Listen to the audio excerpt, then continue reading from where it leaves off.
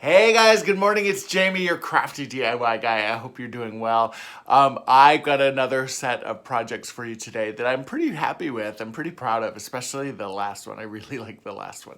I shouldn't probably say that because then you'll fast forward through the video. But hopefully you'll stay and watch all three projects. One is definitely more kind of country and farmhouse is country. And then there's one that is... I can't remember what the hell it is. Oh, there's one that is, could be kind of, it could go country, it could go modern, it could go industrial. I kind of did more of an industrial vibe of it.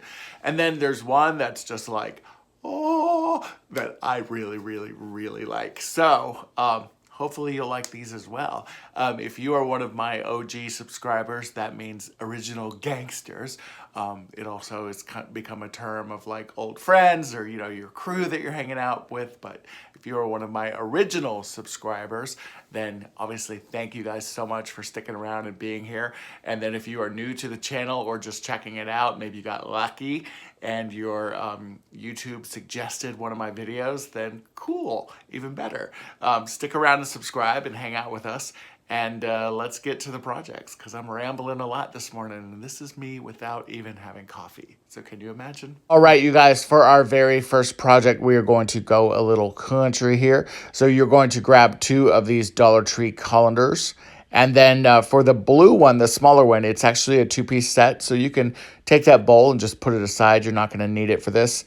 And then go ahead and spray paint everything with that gray silver metallic spray paint. I seem to be obsessed with this lately. You'll do it on the inside and the outside.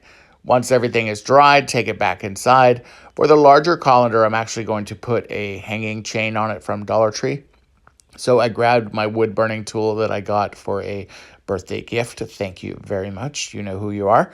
And just burned some holes in the top of it. This worked amazingly well. I thank whoever came up with this genius idea. And then I took the colander after I had burned it and flipped it upside down and then just started to kind of age that metal look or that silver using a combination of my brown antiquing wax and my black chalk paint. I did this on the inside and the outside. And then I repeated the same process for the smaller little colander bowl as well, just making sure that it wasn't so shiny and that it kind of had this aged look. And this is what the colander, the smaller one, looks like. I used some Dollar Tree twine to hang it up. I love this. And then for the larger colander, this is what it looks like hanging out on my front porch. Again, I think this is adorable. This next project is a dupe from Kirkland's. I absolutely fell in love with this frame when I saw it. Unfortunately, it does not fit within my budget right now, so I wanted to try and make my own version of it. So, of course, I went to my local Dollar Tree and I grabbed some picture frames. I grabbed 2 frames, one that was an 8x10 and one that was a 5x7. And then I also grabbed 2 of these crafter squares canvas artworks. These are the ones that have the wooden frames to those. Those are important for this. The frames or the canvas frames should also fit within the picture frame. So hopefully that makes sense the way you're seeing it here. And then also you're going to need either some popsicle sticks. I had these leftover larger craft sticks, so I'm going to use those. The next thing I did was grab this adorable doggy frame and just start removing all of the interior guts from the frame itself. Take the backing off, take all of the stuff off. You can save it. You can use it for a future project if you want, or you can trash it. Also, you'll remove all of those little black metal tabs that are on the back of those frames. Do it very, very carefully. And then for the canvas, I did not have a staple remover and I really did not want to cut my fingers anymore. So I just went ahead and just removed it by hand this way, as you see. Obviously, this is a waste of the material, but for right now, this is kind of the best that I have. And then for your wooden frames, go ahead and start painting those with black chalk paint. I did this on just one side and the insides of the frame. And then for my popsicle sticks, I used my Craft Smart antiquing wax, which is my absolute favorite. I'm actually running out of this, so I'm probably going to have to get some more very soon. But do these on, you can do these on just one side, honestly. And then for the popsicle sticks, go ahead and kind of lay your frames out. These are backwards or face down. And then the idea is to kind of create these 4 brackets that are going to overlap within each corner, kind of like so. So what I did was I used one as a template and then just kind of cut all of those to fit. And then here, what I'm doing is I'm kind of laying them out the way that I think that they're going to work the best. And then you can see I'm taking a red Sharpie and I'm drawing on the stick itself, and then I'm also drawing on the frame. That gives me kind of a dotted line, if you will, of where to put my hot glue. That way I know exactly where these brackets need to go. Because remember, these brackets are what's holding your picture frame in the center of all of this.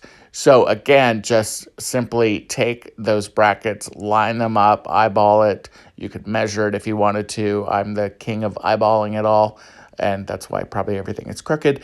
But I just went ahead again and marked the spot, and then as you can see here, just putting a little bit of hot glue. I was very reserved and just used a small amount, and then putting those brackets in place kind of like so, and letting them dry really well. And then when you flip this all over, you'll see that it looks really, really cool.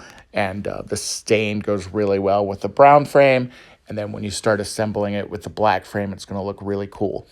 For your canvas artwork, you need to pick a picture that you want to frame.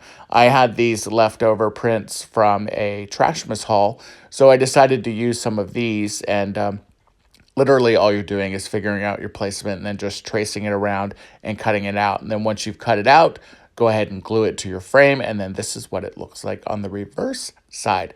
So add glue into the 4 corners of the black frame and set this on top. Allow it to dry. And when you get that done, you will have a gorgeous wall hanging. I was able to group these with some mirrors that I had made earlier, and I really, really, really love the way that these look. They could easily be transitioned into a farmhouse decor. All right, you guys, this is probably one of my favorite projects. Dollar Tree caulking and Dollar Tree glass vases of your choice. That's it. Then I just took one of the vases here and just squirted the caulking directly on it. And as you can see, I'm covering about a quarter of it, maybe a little bit more than a quarter, and then just taking my finger and rubbing that caulking all around it. I'm literally just kind of creating a pattern. Don't do it on the bottom of the vase, though, because it'll stick to the cardboard and it's just not worth it. That's actually what happened to that round one that you see sitting next to that cylinder that I'm working on right now.